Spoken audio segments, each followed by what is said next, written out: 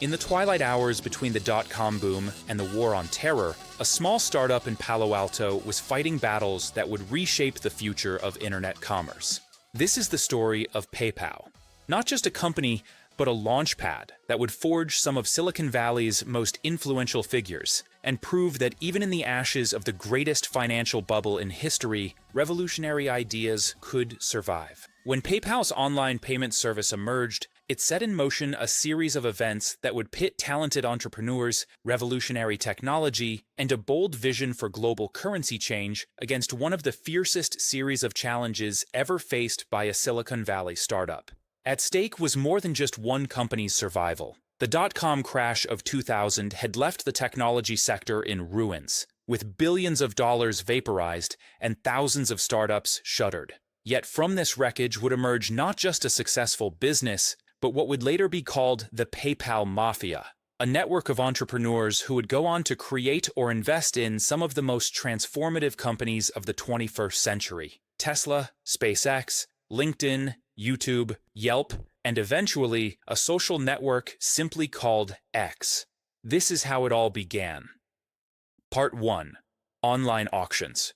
In 1999, Silicon Valley was intoxicated with possibility. Money flowed like champagne at a victory celebration. Venture capitalists threw millions at business plans sketched on napkins. The internet, everyone agreed, was going to change everything, though exactly how remained wonderfully vague. In this gold rush atmosphere, two companies and a few other competitors were racing toward a collision that neither could have anticipated. The first was Confinity, founded by Peter Thiel and Max Levchin. Thiel, a Stanford-educated lawyer and former derivatives trader, possessed a razor-sharp intellect and contrarian philosophy. Levchin, a Ukrainian-born programmer, brought technical brilliance to match Thiel's strategic vision.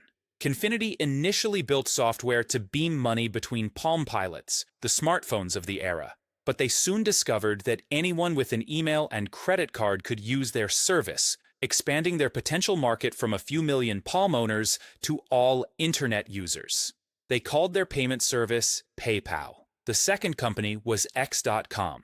Elon Musk, fresh from selling his first company Zip2, a digital yellow pages, for over $300 million, was 28 years old and possessed the supreme confidence of someone who had already beaten the odds once. The domain name itself, X.com, had cost Musk a reported $1 million, a staggering sum driven up by bidders from adult entertainment sites also coveting the suggestive single letter. But Musk saw beyond the associations. His vision for X.com was nothing less than a complete financial revolution. A full-service online bank that would make traditional financial institutions obsolete. Both companies were burning through venture capital at an alarming rate. Both were working on digital payment systems, but neither had found their true market yet. That discovery came almost by accident. One day in early 2000, Eric Jackson, a young marketing manager at Confinity, decided to run an experiment. Online auctions, he'd noticed, were becoming a cultural phenomenon. His non-technical friends were hunting for collectibles on eBay. The site had gone public in '98 and seemed to be facilitating massive amounts of commerce. And from what he could tell, most eBay transactions still required buyers to mail checks or money orders to sellers, adding a week to every transaction just for the money to arrive and clear. PayPal, he realized, could solve this problem elegantly. He launched a marketing campaign targeting auction users. Then, he waited to see if he'd made a career-ending mistake. The results shocked everyone. Auction users didn't just sign up, they evangelized. Within days, eBay sellers began incorporating PayPal logos into their auction listings. Some wrote lengthy descriptions of how to use the service. The reason was simple. Sellers who accepted PayPal closed transactions faster, and in the referral bonus economy PayPal had created, every new user they recruited meant $10 in their pocket. But opportunity brought danger. X.com had noticed the same opportunity. Soon, both companies were locked in a vicious competition for eBay users, each offering cash bonuses to drive explosive growth. Every new sign-up cost money, which required raising more venture capital, which demanded proof of faster growth, which required even larger bonuses. It was a game of chicken played at startup speed. And there was another threat looming. eBay had acquired BillPoint, a payment processor it planned to integrate directly into its platform. Awakening to the potential of online payments, eBay's goal was to speed up transactions and bring card payments directly into its ecosystem. PayPal and X.com were racing not just against each other, but against the platform that controlled their entire market. Both companies faced a choice: continue the war until one ran out of money, or find another solution. In March 2000, that solution arrived. The companies agreed to merge. The decision was part strategy, part survival instinct. Together, they could stop burning money competing with each other. Combined, they had over 1 million users and growing name recognition. The merged entity would keep the X.com name, with Musk as CEO, Thiel as chairman, and Levchin as chief technology officer. On paper, it looked like salvation. In practice, it would prove to be one of the most turbulent mergers in Silicon Valley history. Part 2. Survival. The timing of the merger couldn't have been worse. Within weeks of the X.com Confinity union, the dot-com bubble didn't just deflate, it exploded. The Nasdaq, which had peaked in March 2000, began a sickening descent that would eventually see it lose nearly 80% of its value. Companies that had been worth billions became worth nothing overnight. The word .com transformed from a badge of honor to a punchline. The party was over, and the hangover was brutal. In this environment, X.com, the merged entity, faced an existential crisis on multiple fronts. Money was hemorrhaging through fraud. Criminals created fake accounts, sent themselves money, and vanished before anyone noticed. The losses were staggering. Hundreds of thousands of dollars each month. Every payment system faces fraud, but in X.com's explosive growth phase, the criminals were having a field day. Meanwhile, customer service was drowning. The infrastructure, cobbled together from two different systems that weren't designed to work together, groaned under the strain of millions of transactions. Email systems were incompatible. Databases didn't talk to each other. Simple tasks became technical archaeology. But perhaps most dangerously, a cultural war was brewing inside the company itself. The original Confinity team and the X.com team had fundamentally different philosophies. Confinity's engineers favored moving fast and fixing problems as they arose. X.com's engineers were more introverted and less entrepreneurial. These weren't just different styles, they were different worldviews about how to build a technology company. Conference rooms became battlegrounds. Email threads turned into manifestos. For Musk, the brand issue became particularly contentious. He loved the X.com name. To him, it was bold, futuristic, and aligned with his vision of revolutionizing finance. But others argued it was confusing. Did it mean adult content, buried treasure, a multiplication symbol? And everyone was already calling the service PayPal anyway. In September 2000, the internal tensions reached a breaking point. While Musk was in Australia for the Sydney Olympics, senior executives and board members made a fateful decision. Thiel would replace Musk as CEO. When Musk returned and learned of the boardroom coup, he faced a choice: fight or accept. In a decision that would speak to his character, Musk chose not to wage a destructive internal war. He stepped aside while remaining on the board. It was a moment of grace under pressure, the one that surely stung. Under Thiel's leadership, the company made a series of decisions that would determine whether they survived at all. They started by embracing what everyone was already calling them. The company would now be officially known as PayPal. It wasn't just a name change, it was an acknowledgement that sometimes the market knows better than the founders. Then, they tackled the fraud problem with an innovative solution that would change how the entire internet operated. They implemented a technology called CAPTCHA, those distorted letters asking you to prove you're human, not a bot.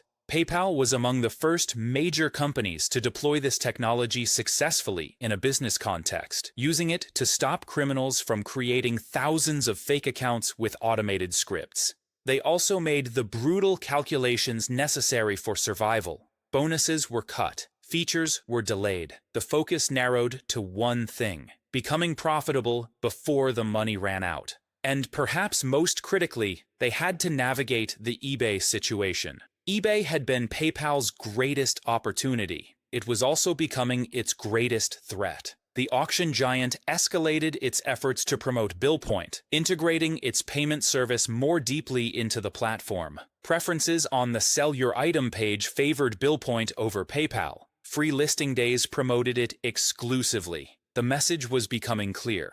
eBay viewed PayPal not as a partner, but as a threat to be eliminated.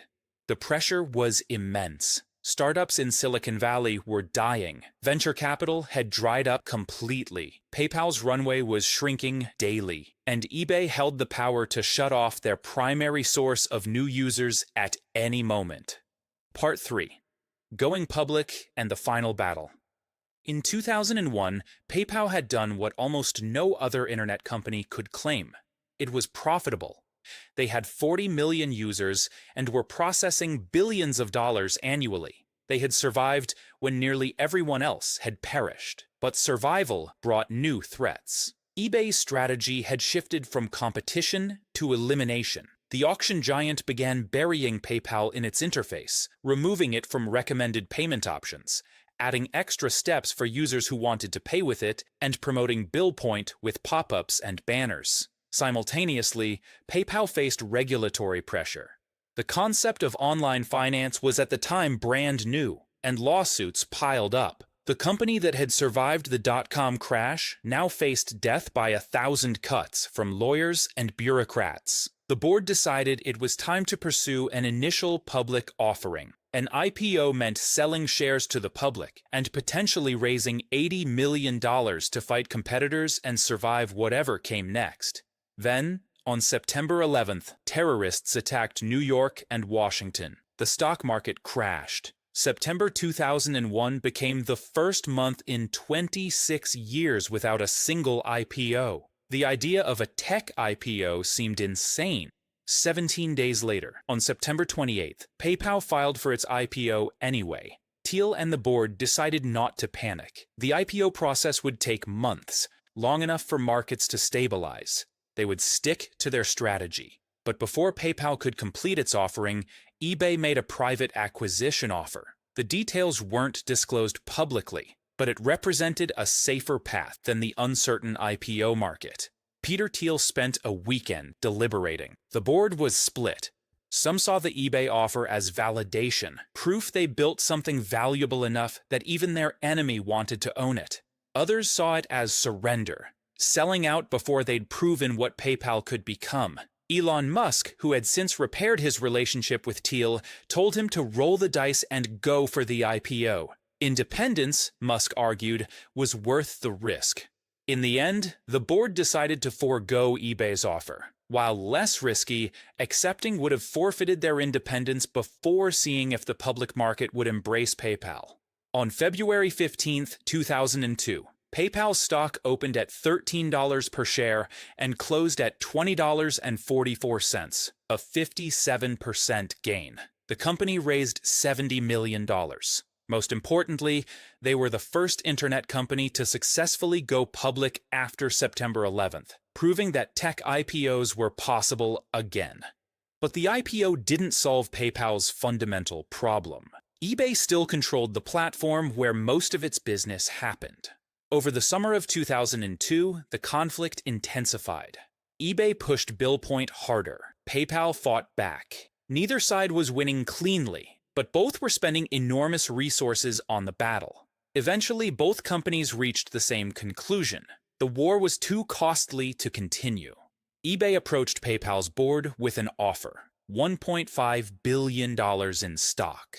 The debate split the leadership. Some believed PayPal could still become something far larger, that going public had given them the resources to fight. Others argued that fighting the platform providing most of their business was a war they couldn't win. The price was generous, a significant premium over where the stock now traded. In October 2002, PayPal's shareholders voted. The acquisition was approved. After years of battles, with competitors, with eBay, with regulators, with the dot-com crash itself, the war was over. Epilogue. The acquisition price of $1.5 billion sounds modest today. But what makes the PayPal story significant isn't the exit price, it's what came after. The team that built PayPal didn't retire. They took their earnings, their experience, and their network of brilliant colleagues and went back to building. What emerged became known as the PayPal Mafia, entrepreneurs who would reshape technology for 2 decades. Peter Thiel became the first outside investor in Facebook and founded Palantir.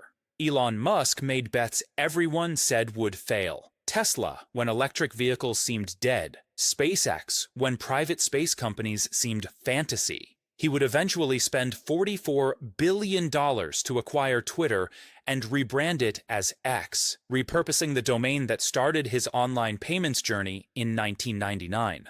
Max Levchin co-founded Affirm and was an early investor in Yelp. Reid Hoffman created LinkedIn. Steve Chen and Jawed Karim co-founded YouTube. Dozens of companies started or funded by PayPal alumni, collectively worth hundreds of billions. The company itself continued evolving. On July 17, 2015, after 13 years as an eBay subsidiary, PayPal became independent again, trading on NASDAQ under the PYPL ticker symbol. Today, it processes hundreds of billions of dollars annually, serving hundreds of millions of accounts worldwide, now part of the financial establishment it once disrupted.